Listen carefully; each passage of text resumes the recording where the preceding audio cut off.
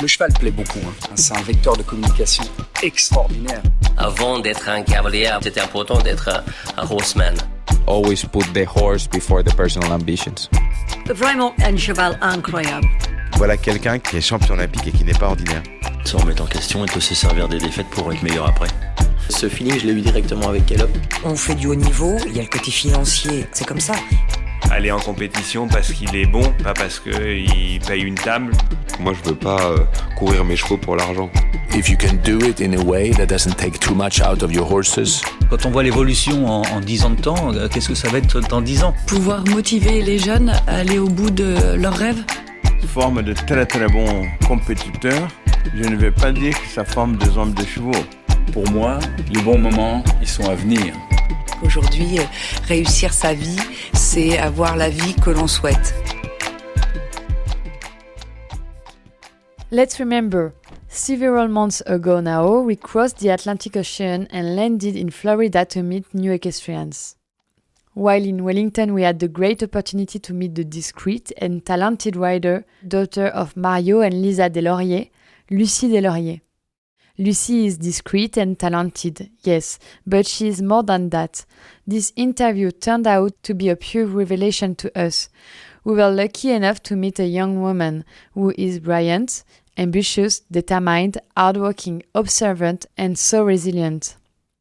After having had the good fortune to be born into an equestrian family, where everything predestined her to experience great moments in sport and to become an accomplished athlete, Lucie also made the choice to study first and foremost, and she took the time to find out what path she really wanted to take. After graduating from university, she decided to devote her time and her life to her sport. She is passionate about horse riding for 1001 reasons, but above all for the bond and love she nourishes for horses.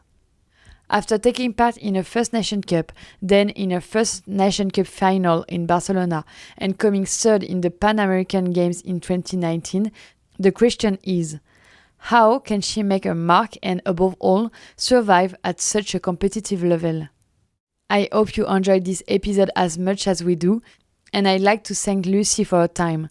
If you like our media, you can support our work by sharing our episode in your stories, sending a link to your friends, or rating us 5 stars on Apple Podcasts.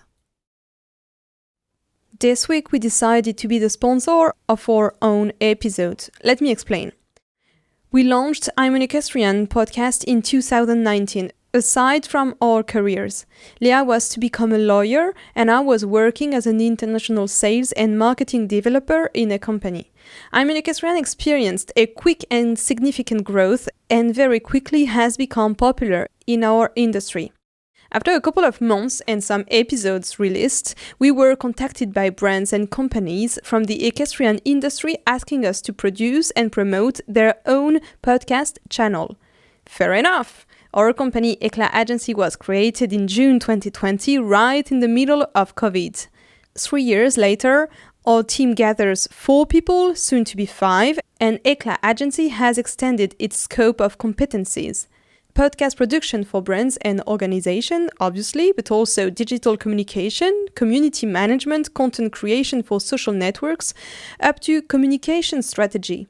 Our current customers are restaurants, stores, clothing brands, athletes, events, organizations, medical brands. So if you need some support to develop awareness about your business, we might be able to help you thrive. Send us an email to hello@eclatagency.co. Let's dive into this conversation with Lucie Deslauriers. Have a nice time listening to this episode.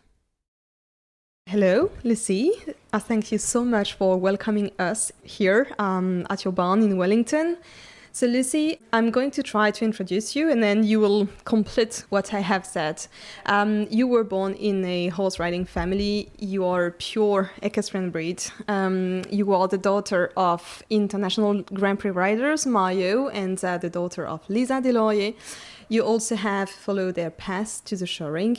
Your father, Mario, has competed in equestrian jumping for Canada and the United States of America. He represented Canada at the Olympics in 1984 and 88, was part of the team at the WEG 2010 in Lexington. And your mother, Lisa, has represented the United States of America also in equestrian jumping. And her grandfather, Roger, also competed at an elite level. So it's an incredible family, a very talented family. You made your senior Nations Cup debut and competed at the FEI Jumping Nations Cup final in Barcelona. And you also took home the team bronze medal at the Lima 2019 Pan American. But you're still very young, so it's a huge performance for a young rider. Today we're going to talk about, well, obviously your family, but also your life, your vision, your dreams, ambitions. Can you start by telling us how it was to grow up in such a family? Like, can you tell us this story of yours? Yeah. Obviously I've been exposed to horses and our sport for a long time. I grew up in New York City and always, until this past May, went to school full time. So it's actually only recent that I'm riding full time as a professional. But I would say growing up with both of my parents in different ways at the top level of the sport, I don't think for a long time I realized how fortunate I was to be exposed even before I rode to the highest level of the sport, whether it was, traveling with my parents when they were on different teams or getting to see some of the most amazing shows that I've luckily been able to compete at, a couple of them. But that sort of exposure at a very young age, I think you inevitably absorb something, you're learning, you're watching, and I've been very lucky in that way. I don't know, I just try to take in as much as I can from both of them. I think, my mom doesn't ride, doesn't compete so much anymore, but between the two of them, they have so much experience and history in the sport I just try to learn from them as much as I can and try to, even though I'm still quite young, try to use it to my advantage, even when I'm, in new places or in new, at a new level or, like you said, at my first championship or Nations Cups or whatever it is. So, no, I've definitely been very lucky in that way. So what did the young Lucy dream about when she was 10 years old? I think the obvious answer I think people would assume is to say like the Olympics or Aachen or I don't know, all of these things. But actually, I loved horses and I always wanted to ride horses. But growing up when I was 10, like I felt like I had a pretty normal life outside of horses. I played other sports. I didn't ride all the time. I was in school 5 days a week. And then, sometimes I'd go to a horse show on the weekend with one of my parents, or sometimes I'd play basketball, like, I don't know, just not, so it wasn't, I think from the outside, it probably, people would assume that, everything was about horses all the time from when I was born, but actually probably until I was, honestly, maybe 10 is like the right age where I started to become much more into riding all the time, and, whenever I wasn't in school, I wanted to be on my pony or whatever it was, but I'd say prior to that, I did a lot of different things. I have a twin brother, and he doesn't ride, he never rode, so we would just do other things like you do growing up. I don't know, you play different sports, hang out with your friends, and we weren't at horse shows all the time. So it was definitely a mix of, being exposed to the high level at a young age, but also I think I view it as luckily and fortunately being also able to kind of have a different upbringing at the same time, and see other things and not always be with a horse. I don't know.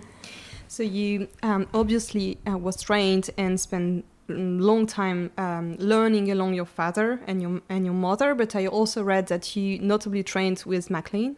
So could you maybe tell us about the major steps, of your career and the evolution, and also the persons that influenced your career? Yeah, that's a lot in one question. Yeah. I'd say for starters, I think because of my parents being in the sport, I've been lucky to be kind of surrounded by and grow up watching riders like McLean for a very long time, and he's a close family friend of ours. So I've also in that way been lucky to just be able to absorb what he does and learn from him. And yeah, so he's been helping me for a bunch of years now, I would say. I feel like probably he started helping me when I stepped up a little bit more with Hester into like FEI stuff. And yeah, I don't know, it's amazing. Like he's one of the best in the world. So getting to learn from him, and I think in particular his mindset and kind of the way he thinks about the sport and preparation for, before you're going into a big event or, planning, 6 months ahead when you have a big goal in your head, in your mind of how to do that and all the things you need to do to, make sure you're peaking at the right time and you can qualify for that team because you thought 6 months ago about everything you needed to do to get there. Those sorts of things and that kind of mindset, I feel like I've learned so much from him about that kind of planning and organization and getting your mental game in a space to, when you get to the ring, you're ready, you can do whatever you need to do. So he's obviously mastered that himself, but I just try to learn as much as I can from him. And I would say as far as like big moments in my career, I think, a big moment that happened about a year and a half ago was winning the Nations Cup in Aachen. That was huge. Again, like maybe not when I was 10, but when I was 15, like that's something you dream about. And, it's the best venue in the world. Aachen. It's the best Nations Cup. Yeah, it was my first time there. Like, what are the chances that we win the Nations Cup your first time trying there? So we had such a good team and we had such good like team spirit even going into the week that it was kind of a whirlwind. It was so much fun. Yeah, like you mentioned, the Pan American Games, my first like championship was a big moment. We had, we came out with the bronze medal. That was really exciting.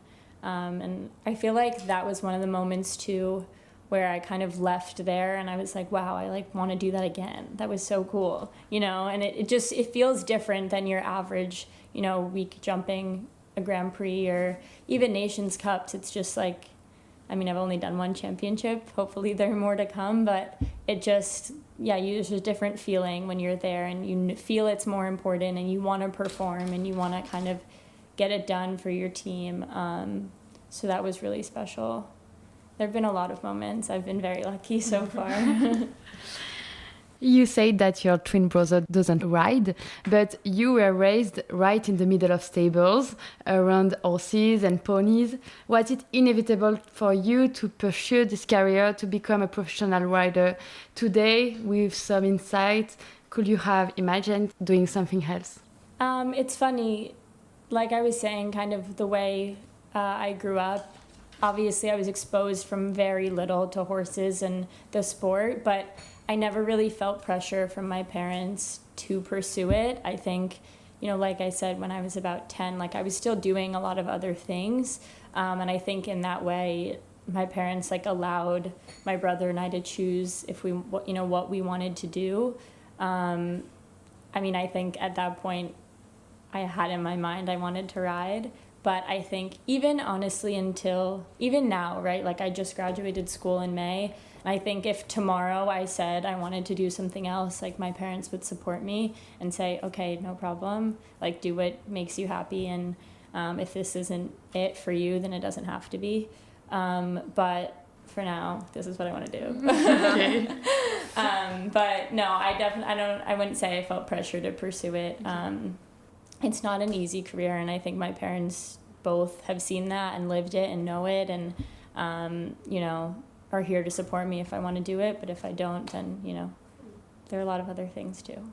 We often think that to reach the highest level, one needs to be born in a family of riders, to have benefited from the best education, from the facilities, from the experience, backgrounds.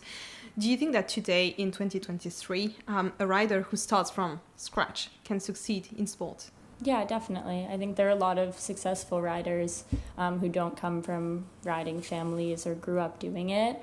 I think, with anything, the more hours you spend doing it and practicing and training and working, the better you're going to be. And the more quickly you might be able to, advance and succeed at a certain point. But I think you don't need to start when you're 3 years old to be successful. I think, there are plenty of examples, but if you, work at it and, like I said, like you just have a mindset where you pick up from, you have a mindset where you want to learn from everyone and everything around you. The same people who don't, have parents in the sport, if they have that mindset, they also can learn from everyone. And, even if you do come from a family in horses and you don't have the mindset to learn from everyone, and that also haunts you, right? Like, I don't think if you come from a horse family, you're going to be successful, or if you don't come from a horse family, you can't be. I think it's more kind of who you are and the way you approach the sport and the way you want to do it. Is your parents' background a source of inspiration for you, Lucy? And what values did your parents try to instill you as an equestrian, as riders, and as parents? It's a lot of questions. Okay, I'll try to answer them all. Both of my parents are huge inspirations for me. Obviously, in the sport, in different ways, both my parents have accomplished so much. And I think the fact that I get to do this at a high level with my dad at the same time is so special for both of us. And it makes, every day a little bit more fun. We're not just riding around in circles alone, but we get to, do it together. And I get to learn from him every day. And watch him do the same things that I'm trying to do. So that's, I've been lucky to grow up like that, but also to continue to be able to do it with him.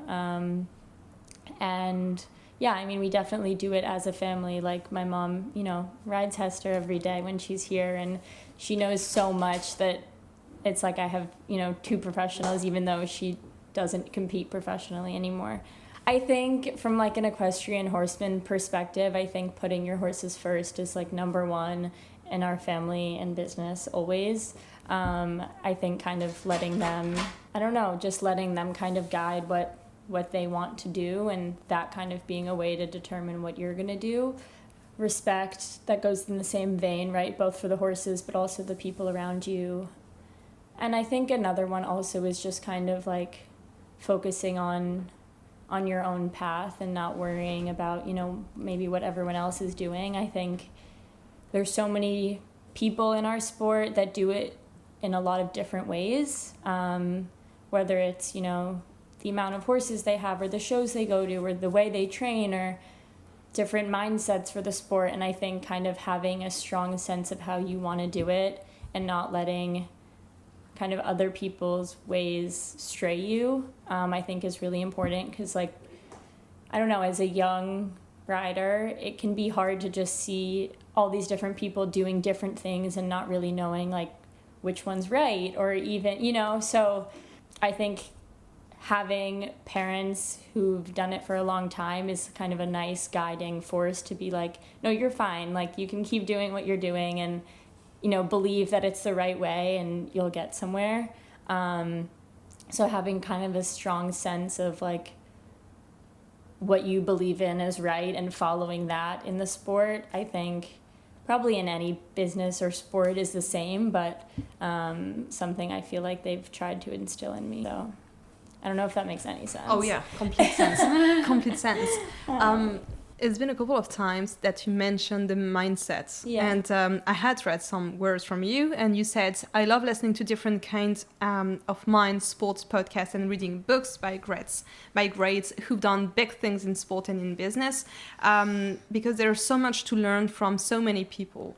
And I would just like you to comment on this one, as I absolutely loved this quote.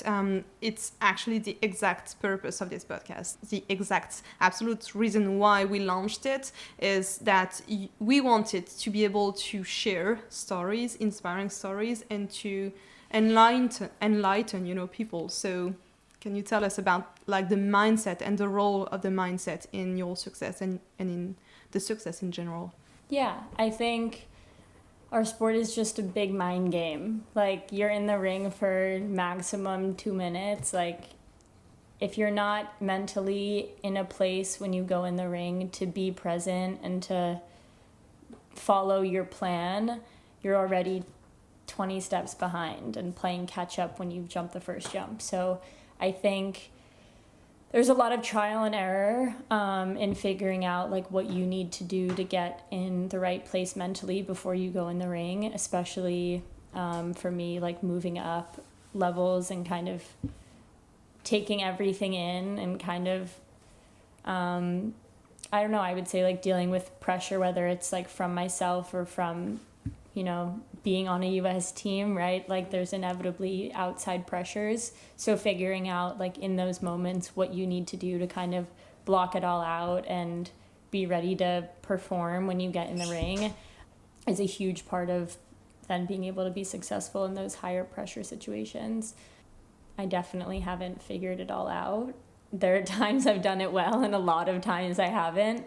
But yeah, I think trial and error is a big thing. You just figure out, everyone has a different process or system that works for them. But I think when you figure out, or if you figure out, even if it's for one round, like everything I did, I was so calm, I was ready. You know, I walked in the ring and I just like knew what I had to do and I did it. And figuring out like that worked one time and trying to replicate it, like that's already a huge positive step. So yeah, I don't know, that's kind of how I think about it. I read an article and you just said exactly the same thing. It's just mental sports. Yeah. Can you tell us about your way of perceiving mental preparation, both physical and mental preparation, have been historically left behind by riders? It is quite new that we can see riders talking about mental preparation and mental trainers. So what about you? Did you train with someone for your mental preparation? I haven't myself had like a mental coach or anything specifically, but I think similar to the way I think about learning in the sport, I think there's so many, like you said from that quote, like whether it's articles or podcasts or books or documentaries, like in every sport, the people who do it the best have thought in some regard about their mental preparation or mental training or what they need to do to get themselves ready for a big moment. And I think, you know, our sport is different from a lot of sports in obvious ways, but at the same time, like getting yourself ready for a big pressure situation, whether you're at Wimbledon or the NBA finals or walking into Aachen, like a lot of those things are actually the same. So yeah, I just think trying to read and learn from other people's experiences will continue to help me find, you know, the methods that work for me to do the same. Maybe I need a mental coach, I don't know, but that's been my experience so far. And do you have a method? Like, can you describe your method? Yeah. I think I've found that one of the things that helps me the most is to just have a very clear idea of what I need to do when I get in the ring. So I go over my course and my plan like a million times in my head and just kind of make it so familiar in my mind that when I'm walking in the ring, it's like I've already done it. Like I get to, you know, the turn from 2 to 3 and I already know what I'm supposed to be doing. And, you know, obviously you're on a horse, a million things happen that you don't plan for and you have to adjust. But if my mind is already in a place where I know kind of what my canter should feel like or the way I want to take off at a certain fence or, you know, little more outside leg around this turn because I think she's going to do this, like, then once it happens, I'm already there. You know, you don't have to, like, think about what you should be doing in that moment because you've already thought about it. So I guess just trying to, like, anticipate everything I'll have to do on course has been very helpful for me. And then in the, like, you know, moments leading up to when I walk into the ring or in the schooling area, just trying to stay calm and, like, feel confident. I think whether I'm ready to do well in that moment or not, I think if I at least feel confident and feel like I can do well and should do well and I've done all my homework, then I'm in a place to go in the ring and ride well. Like if I'm walking into the ring and I'm already second guessing something, there's no chance. So whether it's false confidence or real confidence, like making yourself believe you can do it before you get in the ring is like half the battle, at least for me. because when I don't feel confident, that's when things go wrong. In the summer of 2018, and we said that earlier, you got to participate to your first Longines FEI Jumping Nations Cup team in Barcelona. A couple of days after, you would start your first year of college. At that time, you already was very successful in the ring. You could have wanted to drop school, to spend all your time riding and developing your sports career. Why did you decide to continue your studies and to go to college? So actually I had done a couple Nations Cups before that summer. But again, they were all in a very short period of time. So like at the beginning of that summer in Thunderbird in Langley was my first Nations Cup. And then it just sort of happened that, I kind of applied, and then opportunities came about where I was able to jump on a couple other teams that year. Like you said, Barcelona was one of them.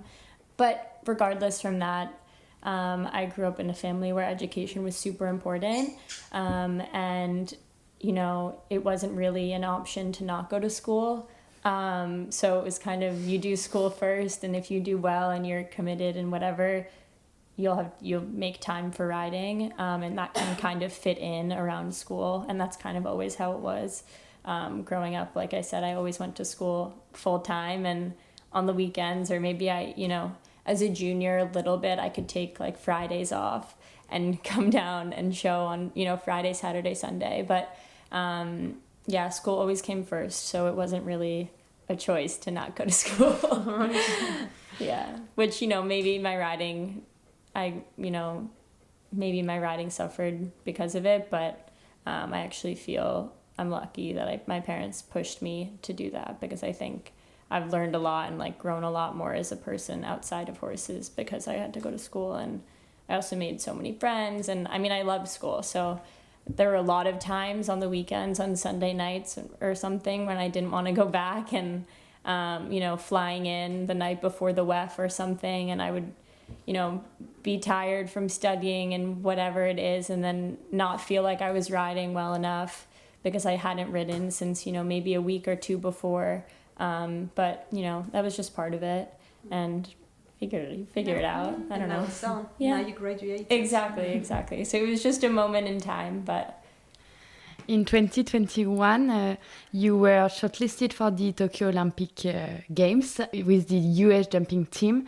Eventually, you did not go. Is this a dream of yours to go now at the Olympic Games? Is this the one goal you are working towards? Yeah. Definitely. That was that year, like all I thought about and focused on. And from, 6-9 months before, like I felt like everything I did was leading up to preparing to try to go. And okay, in the end I didn't go, but I came very close, and I accomplished a lot with Hester during that time. And, I feel proud of a lot of that. So, and at the same time, there was a lot to learn from, right? Like all of those things were new to me. And trying to go to the Olympics was very new to me. But I think I grew a lot from that experience. And, hopefully next time around, I'll have a better sense of what I'm getting into and what needs to be done. Like I said, like for me, entering the ring, feeling confident is like a huge part of what I need to ride well, whether it's even a 140 class. Like if I'm not feeling confident and I'm kind of second guessing, like that might not even be a good day. So I think prior to that process of like the different shows we went to before the team was selected, I didn't know. Obviously the Olympics is the Olympics. Like you don't know if you're able to do it because it's a new level, right? Like I had been to a number of Nations Cups and I had been to the Pan Ams, but it's still not the Olympics, right? So I think going through that and realizing like I have to believe that I can, and even in moments during those months where I second guessed myself, I still got very close. So I think reflecting kind of on that time, hopefully I'll just be more ready the next time I kind of have a horse for that level, to believe that if I do all the things that I plan for and think I need to do, that I can actually get there. And hopefully it pays off. But that's kind of the way I think about that time and that process. We are a year and a half to Paris, a year and a half after Tokyo. You graduated, so you are now 100% dedicated to horses. Can you tell us about the system you built to be able to one day go to the Olympics, qualify again, or be shortlisted again and go to Nations Cup? What's the whole system you have around you? Yeah, so I mean, in terms of next steps or thinking about trying to go to the Olympics or whatever, I mean, like everyone, it's just about finding a horse first. That's step one all the time.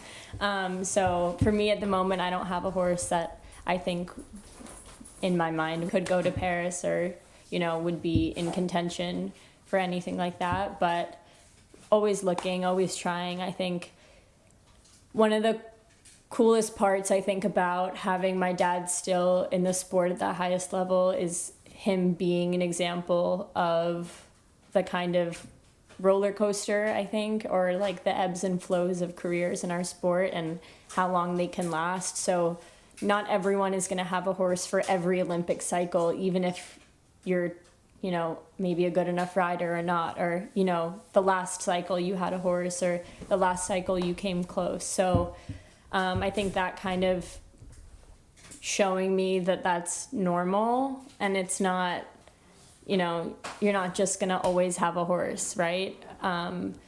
So I guess that's just an example of kind of like the perseverance necessary and the determination to kind of just, keep at it, keep learning, keep riding. And there are a lot of other things too besides the Olympics in our sport, right? So you find other goals in the meantime and develop other horses. And I think, start them younger or whatever it is. There are a lot of other things to do. So yeah, for me, I don't see Paris being something that's like that close, but you keep believing and you keep trying. And I don't know, I'm kind of in a stage right now where, yeah, like you said, like it hasn't been so long that I'm doing this full time. So just taking it in, learning, trying to ride as much as possible and go from there and try to get to a place where, yeah, being shortlisted again is in eyesight.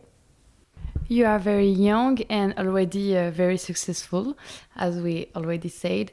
Are you sometimes afraid that this will not last, that could you fail at some point? Every day. I mean, I don't know. I think all the time, especially because most of my success has been with one horse. And so I think having this sense that like, what if all my success is because I had this one horse and like I can't replicate it and I can't do it again on another horse? Like I literally think about that every day. So yeah, I don't know. It's like I said, like I think having mentors and role models and people that I learn from and see every day who also go through the same thing, right? Like I feel like people would be lying if, whether it's anyone in the top 10 in the world, like there's no way none of them think about failure too. It's inevitable. But I think just kind of putting one foot in front of the other and believing that what the process you're living in the system you have in place is the right one, and you keep working at it is the only way to kind of, I don't know, go through, do the sport, right? Because you have to just believe that your system is right and that, okay, there's a lot to learn from everyone else and adjust and adapt and, try new things and new ways and get better all the time, but also a sense that if you keep doing what you're doing, you're going to succeed. And you just kind of have to, even if you're faking it for a while and fake it until you make it. Yeah, right? Like you have to be realistic, but also there's a sense of you have to believe, right? If you don't, then there's no chance. When COVID pandemic hit us, you were 21, and I read on the USAT website that this time away from competition gave you a unique opportunity to step back and to think about sports and to consider your career. Can you tell us about that time and that reflection you had? Yeah, I mean, I think everyone had to stop everything during COVID, so inevitably when you've less to do, you think a little more. But yeah, I mean, one, like being out of school because it was online allowed me to ride more every day, which was great. But at the same time, when you're not competing for a long time and you're just kind of riding every day, like there was a point where it was almost unmotivating because I didn't have a goal to work towards, and I was kind of like, we're just riding around every day, we're not showing, we have nothing to aim for, you know. And it's that part was hard for sure, but I think also it gave the horses time to be horses. They just chilled, they could gallop in the field and whatever for a longer period of time, which I think when you're competing all the time, you don't, at least a lot of people, and us included, like don't give the horses enough time to just do, you know, be horses, because you're caught up in this show and that show and this whatever, this goal, that goal. So that was probably nice for them, but I think it also, when we did start showing again, gave me a new sense of like, okay, I love when I have goals, I love when I have something to work towards, and it kind of revamped, like, I don't know, it just made me want to do it. Yeah. I mean, it was a very hard time for the world, right? So it's not something to make light of, but you also have to try to look at the positives, and luckily we're kind of on the back end of it, so. Can you tell us about the Equestrian Cooperative that you founded with Adrian Sternlich, Paige Bellissimo, and Tori Ripple? What is the purpose of this foundation, and what were the values and ambitions that nourished this project? Yeah, so I think, you know, like I said already, the pandemic was a time of reflection for a lot of people, and I think for us at that time, you know, we thought a lot about our sport and the way we do it and the communities that we exist in while we do it, whether it's in Wellington or just places we travel to for horse shows, and the types of people who do our sport. And we just sort of felt that there was a need to kind of, create, I would say, I don't know if you would say like an easier way or like a targeted way for people to give back and think about giving back to their community. We organized our like biggest, I would say, event or, you know, thing we did at the time was we organized a fundraiser during WEF for a couple weeks that relieved medical debt for Palm Beach County. And so the way that we worked with this organization called RIP Medical Debt. And so through that, we were able to relieve medical debt for thousands of people in Palm Beach County, which in general was amazing, but also during the pandemic felt especially important and topical, and it was something we were proud to do. So that was kind of a big focus of ours during that time. And I think we haven't done really that many other big, I would say, like events since then, but I think just having that be a mindset of like recognition of where we are and what we do and why, and the lives that are impacted who aren't a part of our sport at the same time in those same places, is something that I try to think about regardless, and hopefully, you know, more people do as well, whether because of what we did at that time or not. But yeah, I don't know, just being kind of mindful, not just being in the bubble of, you know, what class am I jumping tomorrow and what show is next week and what new horses are there, and I don't know. You just mentioned that like somehow you're living in a bubble. You're in Wellington, it's all about sunsets and palm trees and the greatest horses of the world. How do you keep grounded? How do you keep realistic? How do you keep, you know, aware that the world is so much more than that and everything? Yeah, I think that goes back to what we were talking about earlier about having to go to school. I think when I was physically in and out of the sport all the time, it forces you to be grounded, because more of each week than not, I would be with non-horse people. So you're just exposed to the rest of the world, because only 2, 3, maybe 4 days a week I would be at a horse show or with horse people or with horses, right? But the rest of the week in the real world. So I don't know, I think finding ways, even now, like that's something I think about a lot too, because most of my time is spent riding, but I find it's very important for myself to keep connections and, you know, see my home friends and school friends and, you know, people outside of horses as much as I can, because having one down in the Grand Prix last week doesn't matter in the scheme of things, like in the real world. And of course it's what we do and the thing I'm most passionate about and what I want to be most successful in, but also it's okay if I had one down last week, like, you know. It feels like it's the whole world a lot, and it should, because it's what we spend all of our time doing. And, you know, everything, all of my goal, or so many of my goals are based in the sport, and there's so much I want to accomplish in it. But I think, yeah, we're also living in a world with a lot of other bigger problems and realities, and we get to ride horses every day. Like, we're okay. Yeah. You already traveled all over the world. You have an education because you went to school. You were all around the competitions. Is this something you have always dreamed of living this life? And how do you see your future in the next 10 years? It's a good question. I don't know. It's a hard one. Yeah. I mean, I don't know what I'm going to do.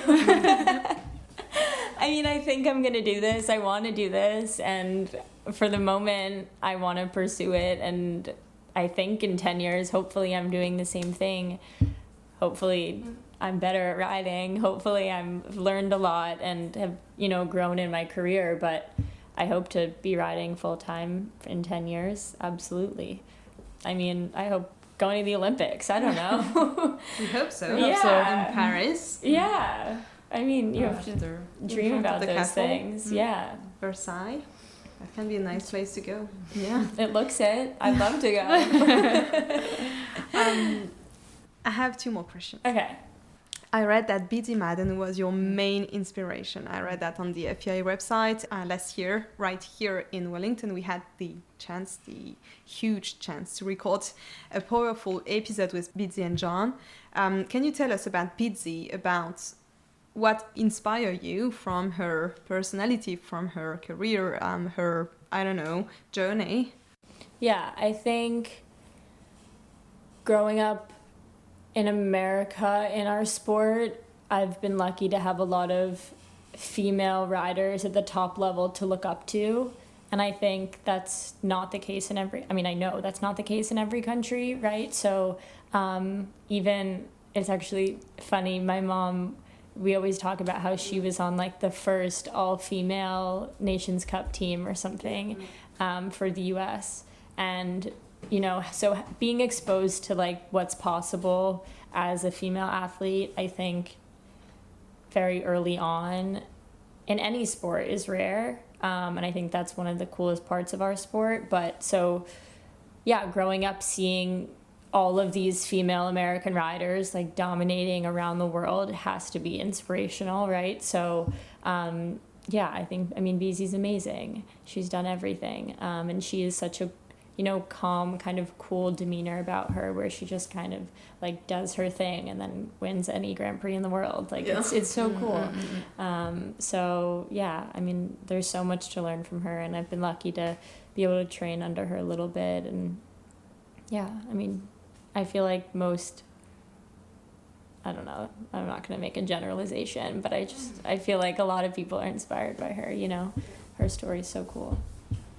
One last question. You said it, we read it, you read a lot, you listen to podcasts, it's something you do. You seek inspiration, you seek what's right, you seek everything. So what could you recommend as books or as, I don't know, documentaries, podcasts, if there's something you can recommend with us that we could listen or read also. Okay. Like the most influential content you have. Okay. One of my favorite books that always comes to mind first is Atomic Habits. It's by James Clear. He's amazing. I'm on his newsletter also. He sends these emails twice a week. Highly recommend. It's basically just like how to implement good habits for your life. It's not specifically about sports, but it can be applied to business or just, anything you do. And I think implementing strong habits day to day is feels like life hack number one. I don't know, for trying to succeed in anything. And kind of repeating small things that help you every day over a long period of time is like a key marker of success, or way to be successful at something, right? Just like chipping away at something every day. It's not one moment that's gonna determine whether you're successful, but like all the things you do every day, repeatedly. So I think that one really stuck with me.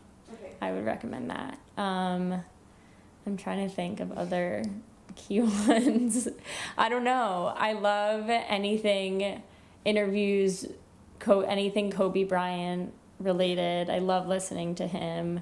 He was such an inspiration. He had such a strong mentality of how he was going to do things and did things, and he was going to be successful, and he was going to work harder than everyone around him. And obviously, he did, and he was that successful because of that mentality. So same with Michael Jordan, his documentary was cool. I grew up in a basketball family, so a lot of basketball players are very, people I look up to or learn from, I would say. Hold on, let me just think a little bit more. There's so many books, I don't know. But Atomic Habits is great. You can text us. Yeah, I'll text you some recs. Yeah, don't worry. Perfect. I'll find a list somewhere. Thank you so much. Thank you very much. Thank you so much for your time. Of course. Thank you for being so nice. Thank you for having me. We're seeing you in Paris, right? Yeah, sure. See you there.